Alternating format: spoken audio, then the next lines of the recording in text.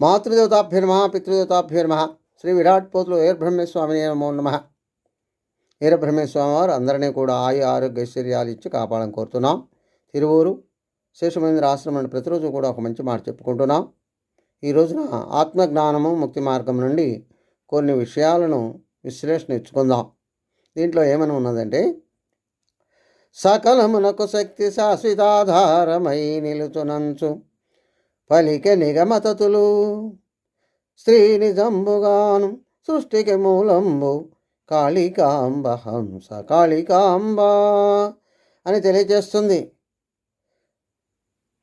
సృష్టి జరగాలంటే దానికి మూలమైనటువంటి స్త్రీశక్తి ఉండాలి. ఇది జగమెరిగిన సత్యము, అందరికీ తెలిసిందే. ఏ ప్రాణి పుట్టుకలేదు, మార్పు ఏది అడగదు సృష్టిలో. అంటే మన యొక్క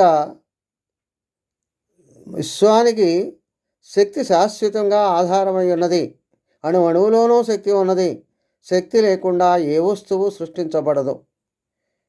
భగవంతుని పురుషుడుగాను శక్తిని స్త్రీగాను పోల్చి చెప్తూ ఉన్నారు. అదేవిధంగా బ్రహ్మ సృష్టి చేయాలన్నా, విష్ణుమూర్తి స్థితి కలిగించాలన్నా,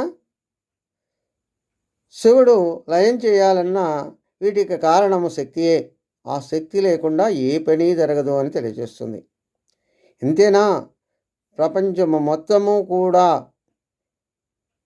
బయట లోపల అంతా కూడా ఈ శక్తి కలిగితేనే ప్రతి దాంట్లోనూ మార్పు జరుగుతూ ఉంది. అది గనక లేకపోతే ఎప్పుడు ఒకే విధంగా ఉంటుంది, ఎలాంటి మార్పు కూడా జరగదు. ఇది జగమెరిగిన సత్యము, అందరూ చెప్పేటటువంటి విషయము. ఆ శక్తిని